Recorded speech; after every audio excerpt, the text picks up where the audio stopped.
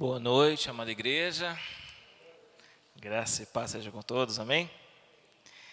Vamos abrir as nossas Bíblias no livro do profeta Zacarias, capítulo 13, a partir do verso 7 ao verso 9, e vamos concluir o capítulo 13 de Zacarias nesta noite. Graças a Deus por esse período de oração, depois de uma chuva abençoada, né? Que Deus nos conceda agora as chuvas de bênçãos, respondendo às nossas orações, às nossas súplicas, né?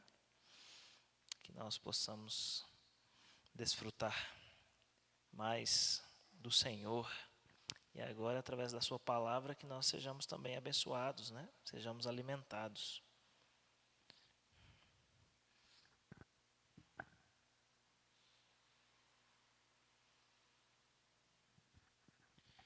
Zacarias capítulo 13, versos 7, 8 e 9.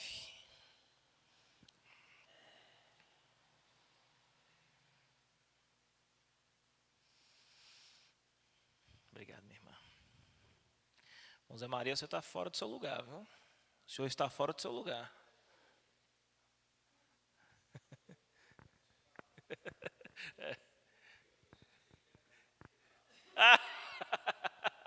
Tá suspeitando.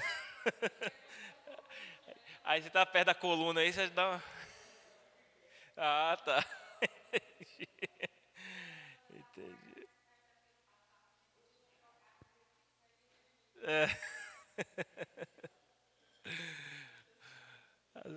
Colocar o senhor do posto ali, do Mão Negro.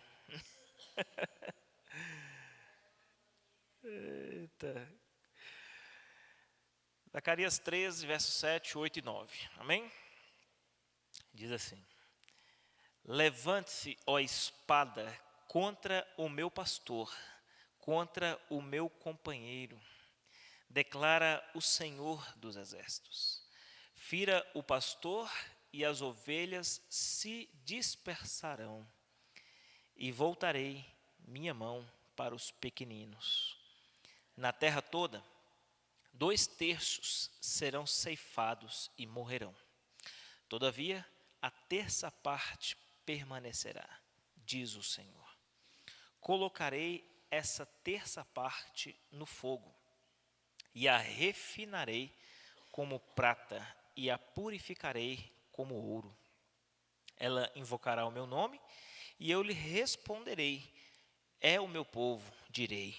E ela dirá: o Senhor é o meu Deus. Amém? Nós já temos visto até aqui algumas marcas, algumas características a respeito deste Salvador, deste Messias prometido pelo profeta Zacarias desde o capítulo 9. Do capítulo 9 do livro de Zacarias em diante, nós temos visto que todas as profecias realizadas aqui apontam em direção a esse Messias, esse Salvador, que é configurado ou caracterizado, melhor dizendo, né, como um rei que guerreia, é um rei que traz a paz, é o rei salvador, né? É um rei que zela pela vida do seu povo como um pastor cuida das suas ovelhas. E essa notícia, né, essa boa notícia, esse evangelho, né, que é trazido pelo profeta Zacarias aqui ao povo pós-cativeiro, traria para eles uma grande esperança, uma grande empolgação, né, uma alegria muito grande diante daquele cenário desanimador que é encontrar Jerusalém pós-cativeiro, né, completamente destruída, um povo combalido, um povo ainda necessitando ser encorajado na reconstrução do templo, um povo que ainda carecia de ajustar a sua vida com Deus em muitos aspectos, né, de ter ainda alguns pecados que precisavam ser deixados, mesmo depois de 70 anos de cativeiro. Mas essas promessas feitas aqui pelo profeta Zacarias, né, recebidas do Senhor, são promessas que diziam respeito não somente àquele tempo presente, às bênçãos que eles desfrutariam naquela terra, mas promessas que trariam um futuro de esperança e de alegria para eles, um futuro de consolo, de saber que não será para sempre aquele cenário em que os seus olhos contemplavam, não duraria para sempre aquilo, mas que todo aquele cenário ele mudaria. E então surgiu a pergunta: como seria a vinda desse Salvador, né, desse rei? Como ele seria recebido? E o profeta diz que na sua primeira vinda, essa a chegada do Salvador, do rei, não seria das melhores maneiras, né? Ele seria rejeitado. Esse rei pastor ou pastor rei, ele espantaria os falsos pastores, né? E ao se aproximar do seu rebanho, o seu próprio rebanho o rejeitaria, o desprezaria. Isso, de certa forma, foi um balde de água fria sobre todo o povo, né? Mas nós estamos com uma esperança tão grande desse rei chegar, dele governar o seu povo, dele reinar e ser a nossa paz. Mas como que ele vai chegar e vai ser rejeitado, vai ser desprezado por todos, né, pelo seu próprio rebanho? Isso, de certa forma, né, deu um balde de água fria sobre toda a empolgação, todo o ânimo que eles estavam tendo.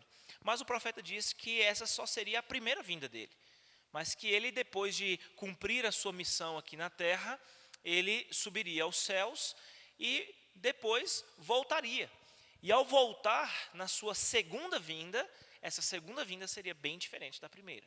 Sua segunda vinda ele já virá coroado, majestade, glória, poder. Ele virá montado no seu cavalo, como vimos lá em Apocalipse, né? E esse rei, ele virá vitorioso, triunfante. Ele irá combater uma última batalha, ele irá travar uma última batalha, e ele sairá vencedor sobre todos os seus inimigos. E nós, o povo de Deus, estará reunido com ele naquele dia glorioso. Seremos participantes com ele nessa vitória. No entanto, quando entramos no capítulo 13, o que nós vimos? Nós vimos que se faz necessário ainda algo acontecer, né, de maneira muito especial na vida do seu povo, para que esse povo possa garantir a sua presença, o seu ingresso naquele dia glorioso, em que o Senhor triunfará na batalha. O seu povo, para que ele possa participar naquele dia glorioso, estar ali presente, contemplando a vitória do seu rei, a vitória final e definitiva, e se alegrar com ele, sendo participantes com ele daquele dia glorioso. Nós vimos no início do capítulo 13, do verso 1 até o verso 6, que é necessário que esse povo seja purificado. Uma fonte irá jorrar sobre esse povo. Esse povo terá os seus pecados lavados por meio dessa fonte que jorrou do Senhor. Ele é a própria fonte. Nós vimos na última mensagem, na quarta passada, que o Senhor é essa fonte que traz purificação de todo pecado e de toda impureza. E nós vimos que pecado e que impureza é essa, né? O pecado, no verso 13, ou capítulo 13, verso 1, né, no final dele diz: para purificá-los do pecado e da impureza. Do pecado, que pecado é esse? O verso 2, parte A, ele vai dizer: naquele dia eliminarei da terra de Israel os nomes dos ídolos, e nunca mais serão lembrados. Então, o pecado mencionado no verso 1 do capítulo 13, se trata da idolatria. Algo que sempre esteve presente a esse povo, na realidade desse povo, e foi por meio dessa idolatria que eles foram acabar parando lá no cativeiro babilônico, né? Sofreram a disciplina, o juízo de Deus, por conta dessa idolatria, né? Literalmente, sim, a idolatria, né? Mas como Ezequiel capítulo 14 diz, né? Por que esse povo vem me consultar? Diga a eles que eles ergueram ídolos aonde? Em seu coração, né? Então, embora a adoração ela seja literal, a idolatria, né, a adoração dos ídolos, ela seja literal na história de Israel, né, não é apenas uma questão de um estereótipo, né?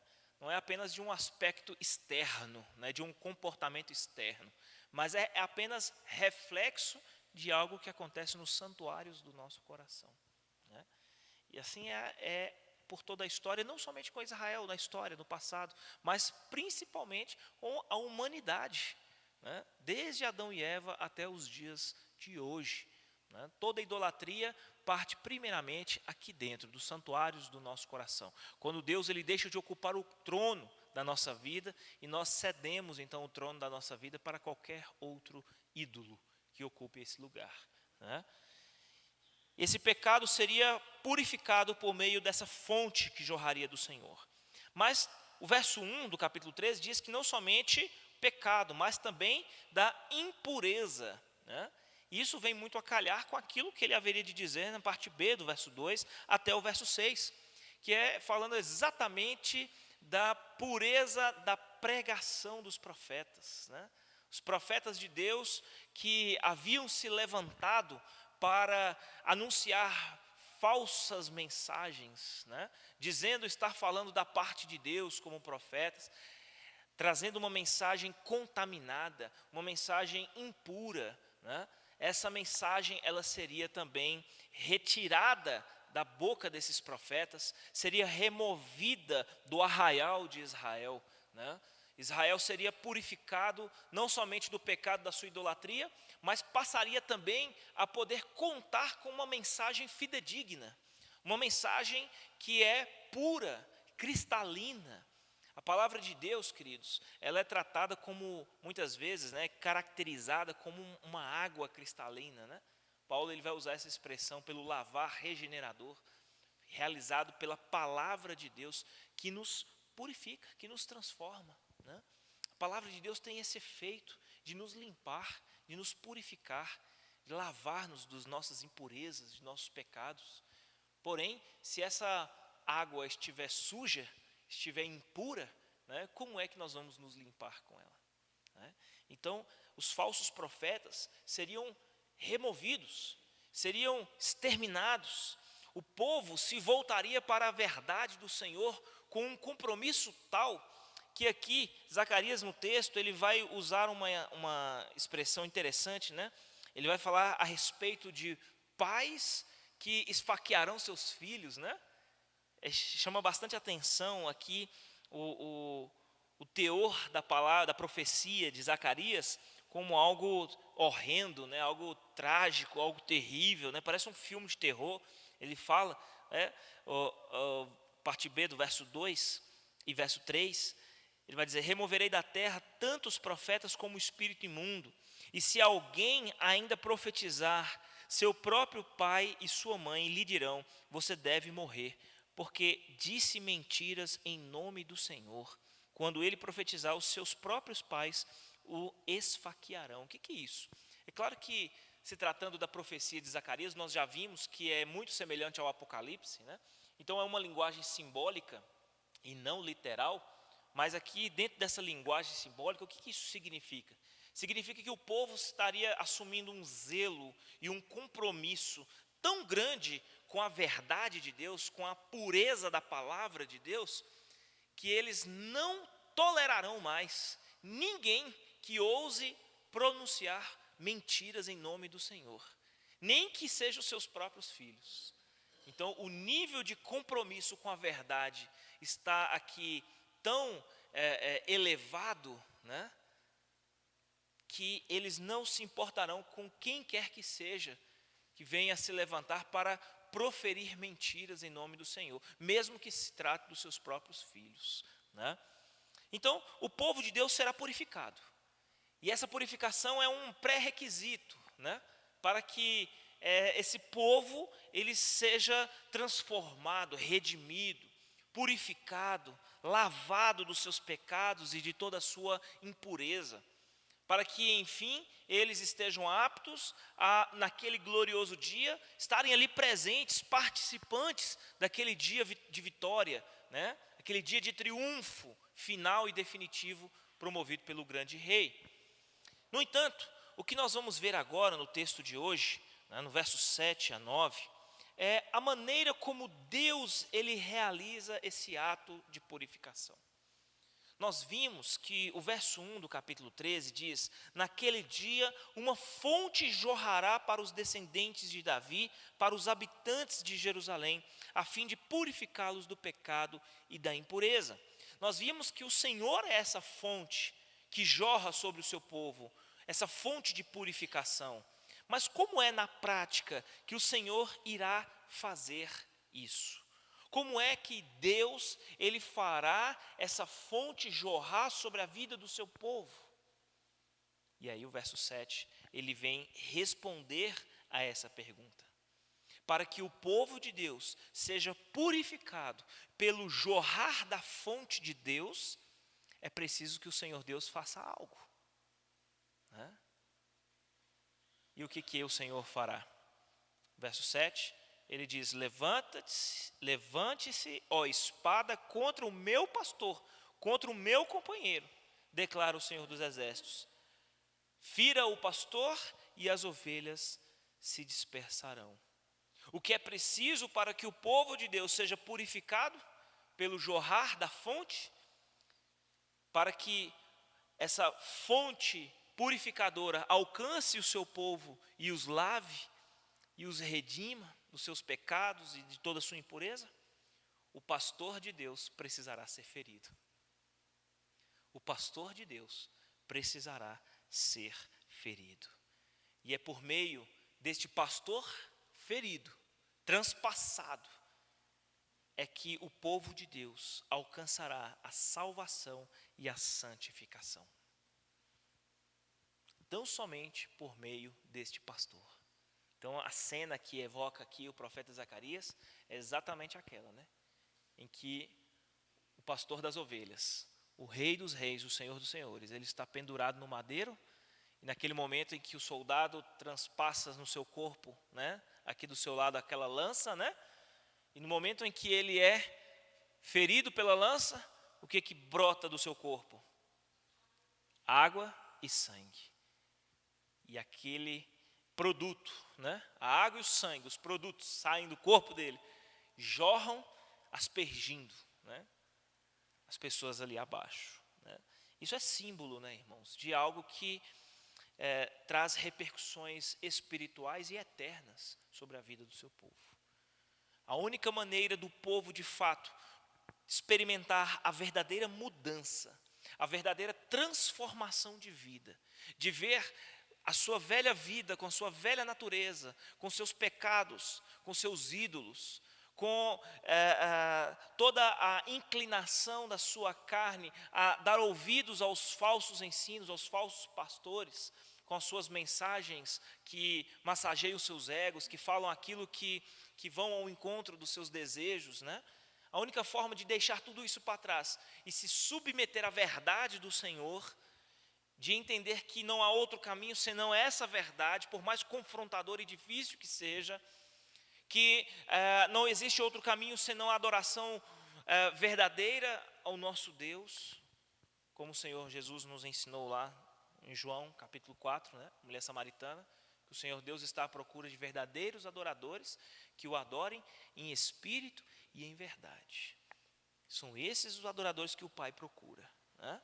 Então, mas a única forma de nós de fato experimentarmos tudo isso é por meio desse pastor que há de ser entregue para ser ferido por nós. Isso é algo que deve chamar a nossa atenção no texto, né? Porque nós estamos falando de uma profecia de 520 anos antes de Cristo, né? Estamos falando aqui a respeito do plano redentor e eterno do Senhor para a salvação do seu povo. É disso que o texto está falando. Algo que foi prometido lá em Gênesis 3,15, que da semente da mulher viria aquele que esmagaria a cabeça da serpente, né? E que ao longo da história do Antigo Testamento, Deus, por meio das suas alianças, vem reafirmando essa promessa de que um Messias, um rei, um Salvador, ele haveria de vir, para, por meio dele, nós experimentarmos da sua salvação e da sua santificação. É disso que o texto está falando, que a única forma de o povo ver o seu pecado perdoado, deles serem de fato, definitivamente redimidos, transformados, é através de um único sacrifício. Imagine essa profecia de Zacarias sendo transmitida ao povo, né? Eles empolgados com a história de um Salvador, de um rei que virá, depois ficam amuados por ver esse rei na sua primeira vinda rejeitado e desprezado pelo seu próprio rebanho, mas depois reanimados e encorajados novamente a saber que na primeira vinda vai ser ruim, mas na segunda melhor ainda, porque na segunda ele virá como um guerreiro, e ele virá vitorioso, triunfante, e nós participaremos com ele dessa batalha. E o profeta então diz: olha, vocês precisam ser purificados, para que estejam com eles naquele dia, e participem com ele dessa vitória. Mas é importante vocês saberem que, para que vocês sejam purificados e sejam participantes com ele nessa vitória final, é preciso que ele pague o alto preço pela vida de vocês. Essa fonte que jorrará para purificá-los, ela só vai jorrar no momento em que ele for ferido, em que ele for transpassado. É interessante, queridos, porque isso não deveria ser algo novo para o entendimento do povo judeu naquela época, porque desde o princípio o Senhor Deus já vem falando a respeito disso. Quando Deus instituiu desde o princípio, lá no Jardim do Éden, primeiro sacrifício, lembram qual foi? O primeiro sacrifício? Exatamente, irmã Zé Maria, parabéns, é isso mesmo. O Senhor, quando Adão e Eva cometeram o pecado original, né? Eles desobedeceram a ordem do Senhor, e eles logo perceberam que estavam nus, né? E se envergonharam, e se esconderam atrás da moita lá, né? E aí o que eles fizeram? Arrancaram folhas nas árvores para costurar roupas para si, mas as folhas, quando são arrancadas da árvore, o que elas acontecem com elas, né? Secam. Isso representa toda a tentativa humana frustrada e inútil, né, fracassada, de tentar cobrir os seus próprios pecados com seus próprios recursos, né? Ou seja, toda a tentativa humana de tentar resolver o seu próprio problema espiritual, né, é uma tentativa inútil e fracassada, não é? Somente através de um recurso divino é possível resolver o problema espiritual do homem, do pecado. E aí um animal inocente teve de ser imolado e um sangue derramado para que através das vestes das peles desses animais fosse confeccionada roupas, né, que cobrissem a nudez do homem e da mulher, né? Primeiro sacrifício feito ali para cobrir os pecados.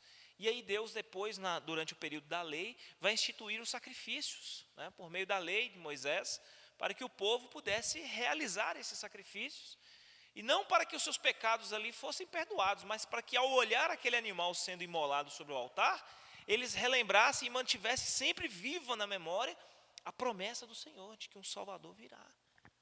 É na fé da promessa desse Salvador que viria, que essas pessoas eram justificadas dos seus pecados, não pelo animal que era imolado sobre o altar. Um animal em si não poderia perdoar o pecado de ninguém, né? Mas o sacrifício apontava para esse Salvador que viria. E a cada novo sacrifício, as pessoas precisavam sempre estar contritas e quebrantadas por causa do seu pecado e reconhecendo sua total dependência da graça de Deus sobre elas, como o único meio delas serem perdoadas e redimidas. Não haveria outro caminho senão a fé no Salvador. O profeta Isaías, já pelo menos uns 200 anos antes de Zacarias, né? Nós estamos falando aí de 7 a 8 séculos antes de Cristo, traz minúcias, detalhes a respeito desse servo sofredor que haveria de vir para morrer na cruz. Zacarias mais uma vez se une aos profetas, aqui representando, né, os profetas menores. É claro que outros profetas menores também apontam para Cristo, né, assim como outros profetas maiores também, Jeremias, Ezequiel, mas Zacarias ele traz aqui um detalhe muito importante, que é a respeito desse pastor que viria para ser ferido em favor das suas ovelhas. Mas sabe algo que deve chamar a nossa atenção aqui? Nós não vimos há algumas mensagens atrás que esse pastor, ele espantava os falsos pastores, e ao se aproximar do seu rebanho para cuidar, o que esse rebanho fez? Rejeitou ele mesmo. Então esse pastor, ele seria ferido para salvar essas ovelhas que, através delas mesmas, ele veio a sofrer a morte. Mesmo elas tendo rejeitado o pastor, mesmo elas tendo dado as costas para esse pastor, preferido dar ouvidos aos falsos pastores, esse pastor amou suas ovelhas incondicionalmente. E ainda assim, estava decidido a dar a sua própria vida por elas. Esse Salvador, esse pastor que seria ferido para salvar, para ser uma fonte a jorrar sobre a vida do seu povo, né, seria ferido exatamente por aqueles a quem ele haveria de salvar. Né? Ferido por aqueles a quem eram alvos também do seu favor. Né? Isso é algo maravilhoso. Mas o texto não para por aí. O texto prossegue. E o verso 8 vai trazer para nós algo bastante interessante. Verso 8 e 9. Mas nós vamos ver primeiramente o verso 8. O verso 7 havia dito que por meio do pastor ferido, nós seríamos salvos, redimidos dos nossos pecados, purificados, transformados. Mas o processo da purificação, ele percorre por toda a nossa vida. Ele tem início na nossa justificação, no momento em que o nosso pecado original ele é transferido para Cristo, em que Ele carrega sobre os seus ombros o preço, a culpa do pecado, certo? A dívida que nós possuíamos, ela é quitada através do sacrifício de Jesus. Porém, nós sabemos que durante toda a nossa vida, nós somos moldados e transformados, dia após dia. E esse é o processo da santificação. E o texto de Zacarias vai descrever esse processo da santificação.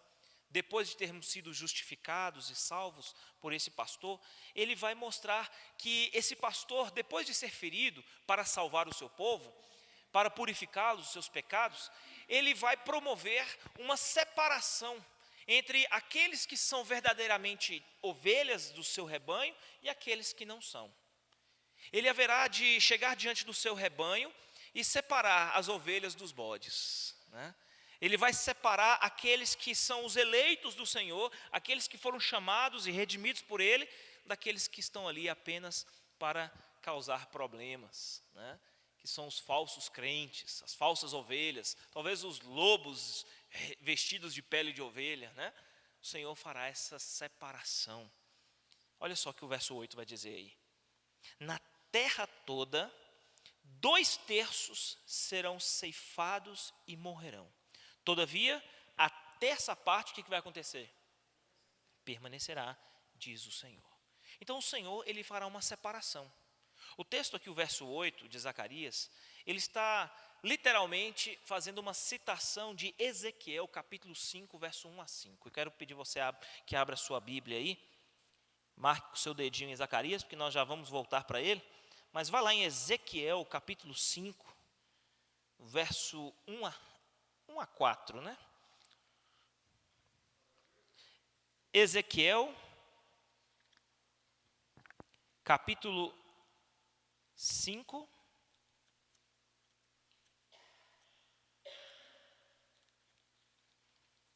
verso 1 a 4.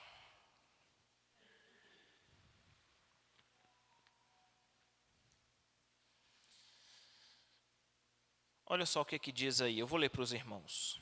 Ezequiel 5, de 1 a 4.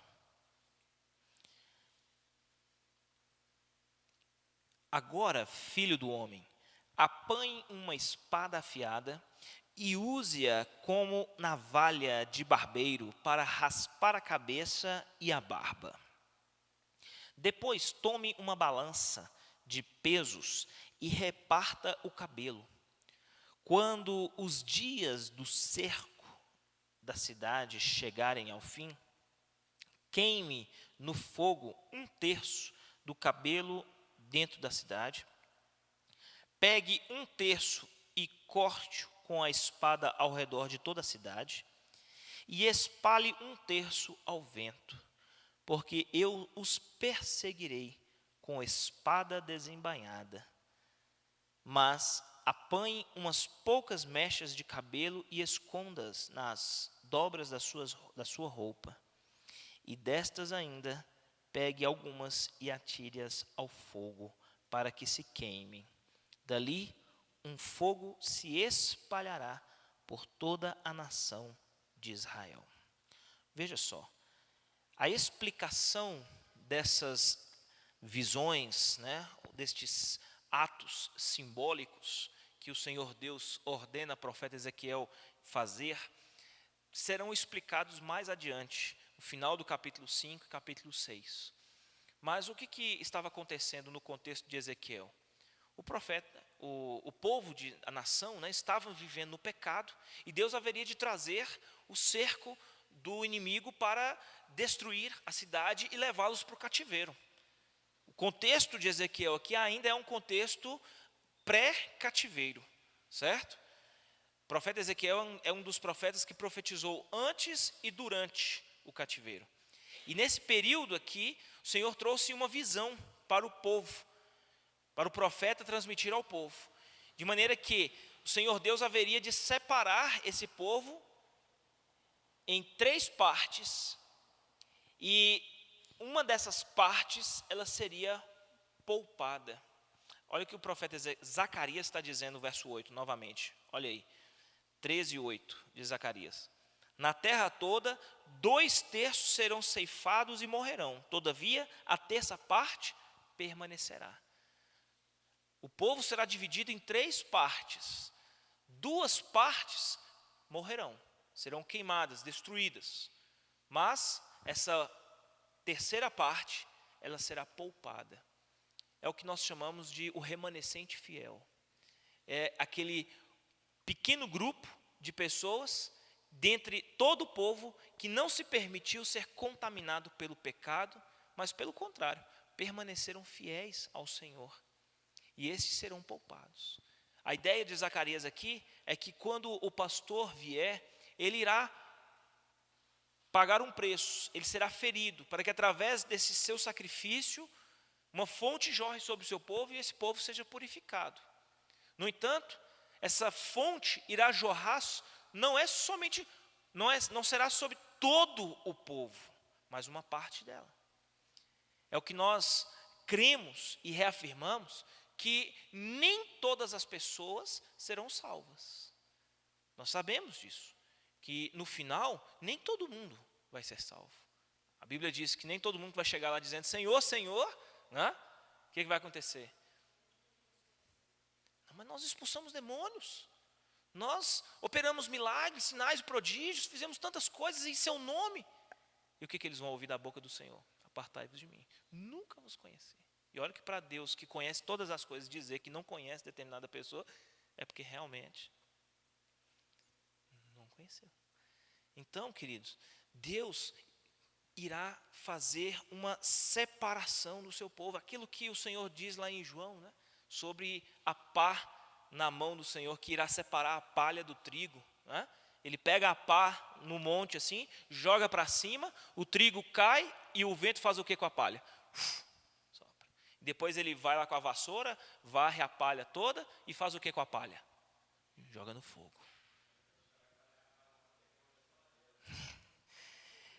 E ele fala, e qual é a ênfase que é dada em relação ao fogo, É o fogo que nunca se apaga. Então, o Senhor Deus está dizendo, olha, essa fonte vai jorrar. Para que ela jorre, é preciso que o pastor seja ferido. E quando esse pastor for ferido, e através do seu sacrifício essa fonte jorrar, não serão todos os beneficiados. Não serão todos no arraial do povo de Deus que experimentarão dessa fonte purificadora. Porque existem muitos no meio da igreja que não são salvos. Quantas pessoas que muitas vezes vêm à igreja, participam regularmente das programações, dos cultos, se envolvem com as atividades, alguns chegam a se batizar, são crentes dizimistas, são pessoas que estão acima de toda suspeita, né? Mas no último dia, provarão que realmente não foram salvos, não foram alcançados por essa fonte. A fonte não jorrou sobre eles, né? Eles não se entregaram a Cristo Jesus, não confiaram suas vidas no pastor que foi ferido, né?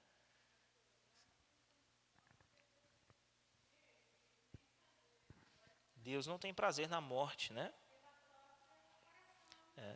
Todas as pessoas, quando forem condenadas ao inferno, né, me referindo àquelas que forem condenadas ao inferno, não poderão chegar diante de Deus e falar, não, eu estou indo para o inferno por culpa sua, porque foi o Senhor que quis.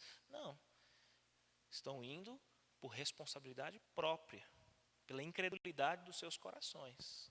O que não anula a verdade também de que Deus separou para si um povo, né, e o elegeu, e escolheu esse povo, e purificou e santificou esse povo, salvou, né, e santificou. Então veja que Deus irá separar no seu rebanho aqueles que são verdadeiramente salvos e aqueles que não são, né? Ele irá separar essa parte. E o que ele vai fazer com aquela parte que foi separada por ele e que ele, né, salvou, que a fonte jorrou e que redimiu o seu povo, né? Depois de ter feito essa separação dos crentes verdadeiros dos falsos crentes, o que ele vai fazer com esse pequeno grupo, a terça parte o que foi salva por ele, né? Os verdadeiros crentes? Olha o verso 9 aí. Colocarei essa terça parte aonde? No fogo. Mas espera aí, que história é essa? O Senhor faz a separação, né? Separa em 3 partes, 2 partes mata, morre, e a parte que sobrou o Senhor vai colocar no fogo? E note uma coisa interessante, porque fogo na Bíblia, na maioria das vezes, se refere a juízo, a condenação. Mas há umas poucas vezes em que a Bíblia menciona fogo para se tratar a respeito de purificação do seu povo. De purificação do seu povo.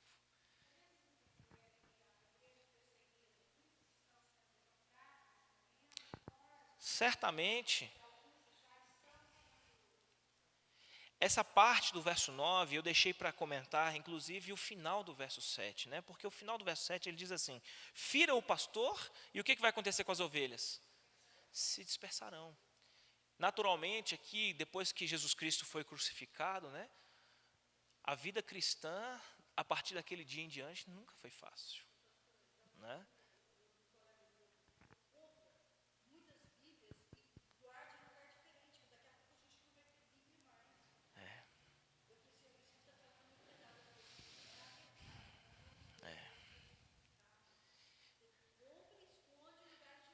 Agora existe um lugar muito melhor que a Bíblia fala para a gente esconder, que ninguém vai roubar de nós, né? Que é aqui dentro, né? O salmista, né? Então, veja, queridos, uma coisa interessante, né? Hã? Sim, comer, né?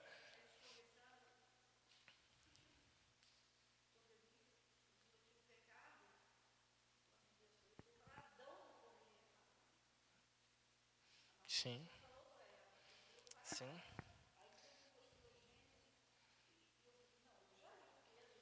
sim.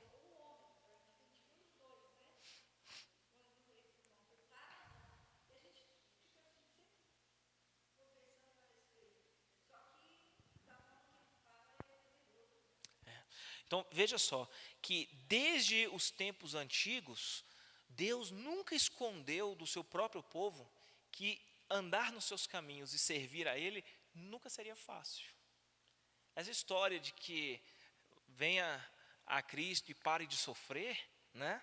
Isso é uma maior mentira, um maior engano de Satanás, que tem levado milhares e milhares de pessoas por um caminho distante da verdade do Evangelho. Nunca devemos dizer a ninguém que a vida cristã é um mar de rosas perfeito, maravilhoso, um lindo conto de fadas, né? De maneira nenhuma, né? Sim. Então veja que desde os tempos antigos nunca foi escondido de ninguém, né? Que olha, o pastor vai ser ferido, mas as ovelhas que vão andar nos seus caminhos serão dispersas. Dispersas por meio de quê? Da perseguição, né? Logo os apóstolos foram logo dispersos, a igreja do Senhor, a igreja primitiva, ela foi dispersa. Quando Pedro vai escrever a primeira carta dele, nós já vamos falar a respeito da primeira carta de Pedro, que casa perfeitamente com a mensagem de Zacarias. O início da carta de 1 Pedro, ele já fala, aos peregrinos da dispersão. E aí ele menciona todas as províncias na qual aquela carta seria dirigida, né? Ou seja, o que são os peregrinos da dispersão?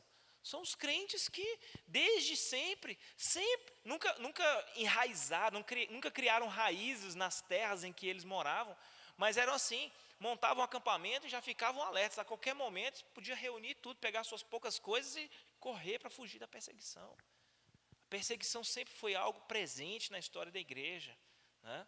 A igreja foi dispersa desde o início da história. Então, quando o pastor foi ferido, a igreja do Senhor, logo na sequência, foi espalhada, dispersa por todo o mundo.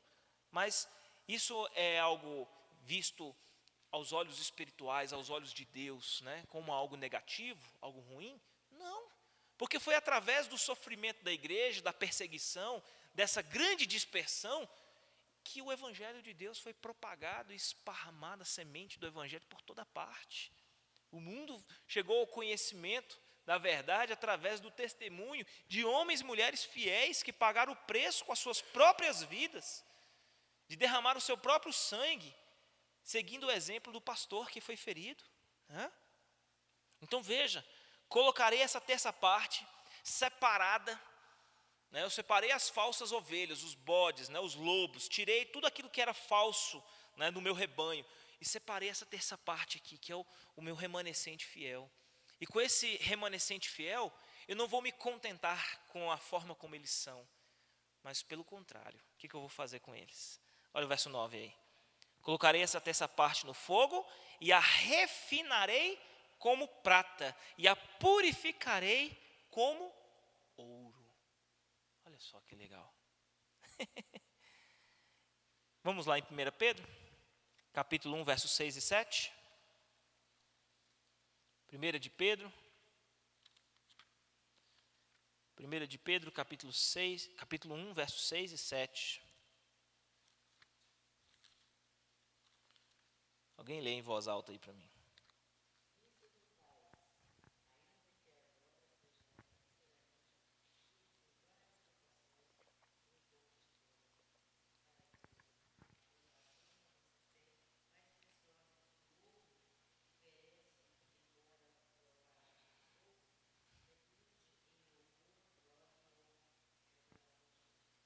Olha isso. Lê o capítulo 4, versículo 12, Débora. Capítulo 4, versículo 12. Isso.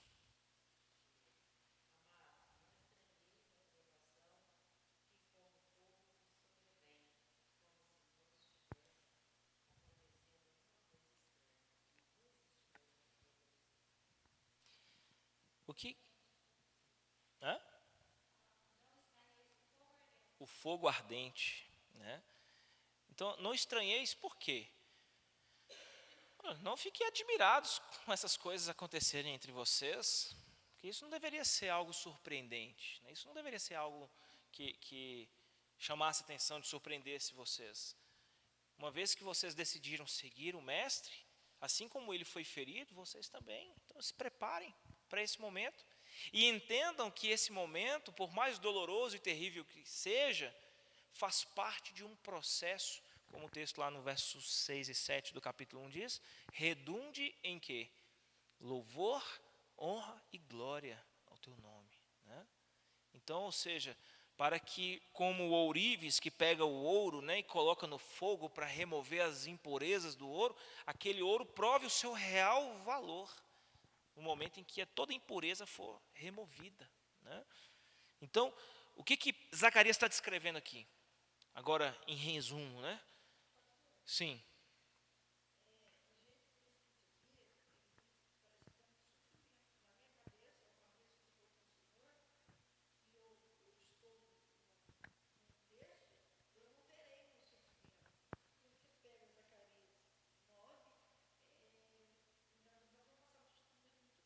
Sim, sim, sim.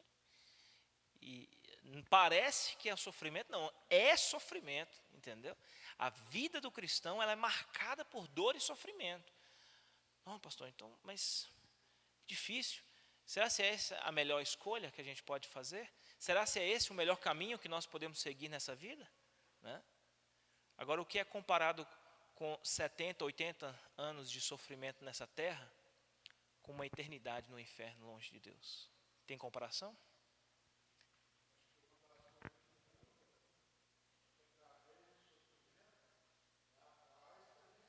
Sim, sem dúvida nenhuma. Sabe? É a esperança da glória. É os olhos voltados para isso. É o ponto que Michel tocou é o ponto central aqui no texto. Porque qual é o propósito de Zacarias ao descrever tudo isso? Ele não está falando a respeito daquele dia glorioso que todos almejam estar, aquela vitória triunfante que todos querem ser participantes com o rei no último dia? Todos querem estar ali presentes, partilhando da alegria, da glória, do poder, do triunfo naquela batalha final. Todos querem estar lá. Mas a questão é, qual é o caminho a se percorrer para chegar lá? Né? Certamente muitos desejariam, né, fazer um salto na história, né, pular toda a parte do sofrimento, toda a parte da angústia, da perseguição, da morte, das enfermidades, né, das perdas que nós sofremos, pular toda essa parte para a gente já ir para o final. Né? É igual, a vida não é como aquele filme, né, que você sabe que no final tudo acaba bonito, em flores, né, mas que no percurso é angustiante, né? E aí você vai com o controle remoto lá e vai pulando para frente. Já viram aquele filme, Clique? Né? Que o Adam Sandler tem o controle remoto assim, da vida, né? E ele vai tentando pular as partes da vida com o controle remoto. Né? Nós precisamos entender que Deus, Ele é o Senhor do universo. E Ele é dono de toda a sabedoria. E Ele preparou cuidadosamente, desde a eternidade, a nossa vida, queridos. Pedro, mesmo Pedro, na sua carta, ele vai falar, olha, vocês não foram salvos por prata ou ouro, da vossa maneira fútil de viver, recebida por tradição dos vossos pais, mas foi pelo precioso sangue do Cordeiro. E ele vai dizer que essa salvação preciosa, ela foi preparada antes dos tempos eternos e revelada no último tempo em vosso favor. Percebe como é maravilhoso isso? Saber que Deus preparou isso antes da eternidade, antes de tudo ser criado, para que a história percorresse, entrasse lá no ano de 1900 e o ano que você nasceu, né? E aí de repente aquela criança bonita nascesse, né? Daquela família, talvez uma família boa, talvez uma família conturbada, mas você nasceu. E aí você cresceu, teve a sua infância, conheceu seus amigos, estudou na escola, e aí você foi crescendo, e você nem se deu conta, mas talvez aquele dia era o último dia que você estava brincando na rua, e de repente você já estava assumindo alguns compromissos, estava trabalhando na roça, trabalhando na cidade, de repente você já está jovem, de repente alguém chega e apresenta o evangelho para você, e você é impactado por aquele evangelho, aquela palavra que transformou a sua vida, que abriu os seus olhos, que te fez enxergar todas essas coisas, e de repente você decidiu andar nos caminhos do Senhor. E aí, um belo dia você vem num domingo e conhece a igreja, e passa a frequentar os cultos daquela igreja, e domingo após domingo, ouvindo as mensagens pregadas, passaram-se aí 45 anos, a Bíblia de 3 pontas, você está aqui sentado hoje ouvindo essa palavra, com a esperança de que a qualquer momento o rei vai aparecer, e vai nos levar para a glória eterna com Ele.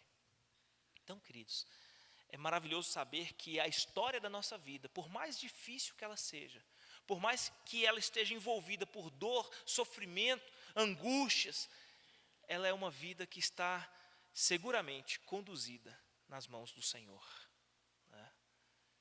E veja que algo primeiro, lá atrás, terrível, doloroso, o Senhor teve de fazer primeiramente por nós. Um ato doloroso primeiro foi feito, não por nós, ou não realizado por nós, mas realizado por Deus, né? Antes que o povo de Deus tenha de passar pelo fogo para ser purificado, o pastor teve de ser ferido. Lembre-se sempre disso. Antes do povo de Deus passar pelo fogo para ser purificado, o pastor, primeiramente, teve de ser ferido. É o que às vezes a maioria das pessoas não lembram, né? Só lembram do momento que estão passando pelo fogo, mas se esquecem de que antes de tudo isso acontecer, o pastor primeiramente foi ferido. Ele pagou o primeiro preço. Ele deu a sua própria vida. E aquele que quiser vir após mim, deve fazer o quê? Negue-se a si mesmo, tome a sua cruz e siga-me. E siga-me.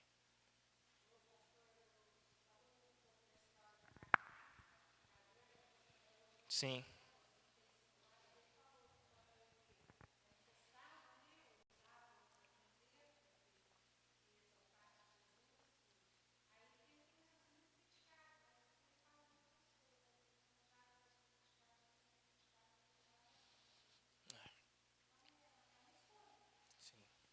Queridos, veja que tudo isso vem de Deus.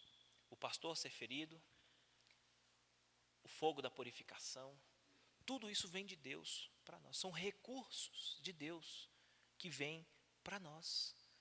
Ou seja, o desejo de participar daquele glorioso dia, tudo que é preciso para que isso se concretize na nossa vida, isso vem do trono da graça para nós. Tudo o que é preciso, inclusive o processo da santificação. Ou seja, não é somente a justificação dos nossos pecados, mas também a purificação, a santificação. Isso que Deus faz é tão eficaz, que qual é o resultado? Olha o final do verso 9 aí. O que vai acontecer no resultado final? Eles, ou ela, né, se referindo aqui ao povo, né, a terça parte, invocará o meu nome, e o que vai acontecer? Eu lhe responderei, é o meu povo. Direi, e ela dirá, o Senhor é o meu Deus. É a aliança sendo evocada aqui. Lembram lá de Oséias? Não é o meu povo? Jezreel, os filhos de Oséias com a sua mulher adúltera, né? Direi, não é o meu povo. Loame, esses filhos de Oséias, que mostravam exatamente o cenário em que o povo estava no adultério espiritual, né? Com os ídolos, com a idolatria. Mas depois que o povo foi resgatado da sua idolatria, eles seriam redimidos, perdoados. E o povo que era chamado de não meu povo, passaria a ser chamado de esse é o meu povo, né? Isso. Então, veja que o cenário aqui, queridos, é um cenário diferente, né? E o final aqui é o meu povo e o Senhor é o meu Deus. Lembram o quê? A aliança lá de Deuteronômio, né? Eu serei o seu Deus e vocês serão o meu povo, né?